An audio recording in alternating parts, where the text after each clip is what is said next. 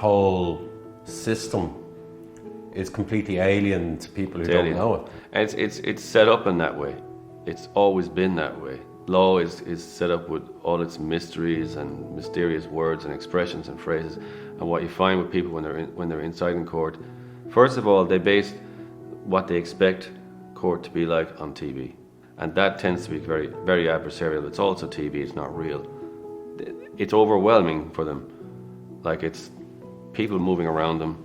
You've got guards filing past, you've got prison officers coming in out of a custody area, court clerks standing up, solicitors talking always in a kind of a low voice or using legalisms. It's just an overwhelming experience for them. So it's a lot of what I do is kind of reassuring them. You know, it is a really big event in their life that you're having an impact on. It's huge. And they ask you some of the questions you would never imagine being asked, you know, because they've never been there. They have no idea what it's like. Where do I have to sit? Do I have to speak? If I enter a plea of not guilty, will the judge be angry at me? Which I heard recently. And of course, no. But these are the things that play on people's minds.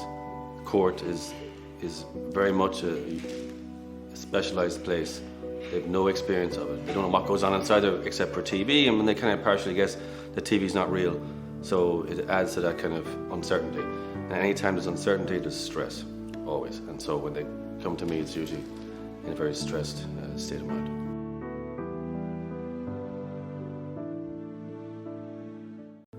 And two people can see the same event differently. They can remember it differently. And if you see an event and your perception of it is wrong, then you're going to be storing it incorrectly and you're going to be retrieving it later incorrectly, because that's how memory works. It's perception, it's storage, and it's retrieval. And if there's a mistake in any one of those three areas, the memory will be defective. And so people can come into court and fully believe what they're saying, but they could be wrong. And it's happened to you and me in our own lives, where you see someone walking down the street, you're pretty sure it's them, you walk up behind them to tap them on the shoulder, and then they turn around and it's not them. Now, a few seconds before that, you thought it was them 100%. If someone was to ask you, you'd say that's definitely them. But then you saw it wasn't them.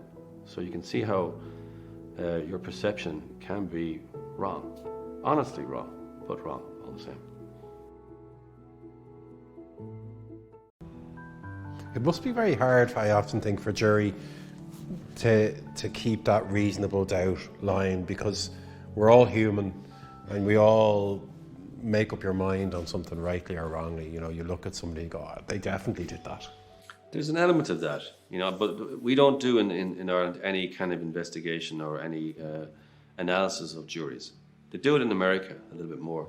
They don't do it in the UK either. The jury and the jury system is supposed to be kind of inviolate. In America, if a jury acquits someone or they convict them, you'll often see members of the media talking to the jury foreman about why they came down on this side or not. That doesn't happen in Ireland or the UK. The jury kind of leave court fairly anonymously. Human bias does play a part in all cases. And if you're defending someone, sometimes what you're trying to do is to present your case in the most attractive way to a jury or to that jury.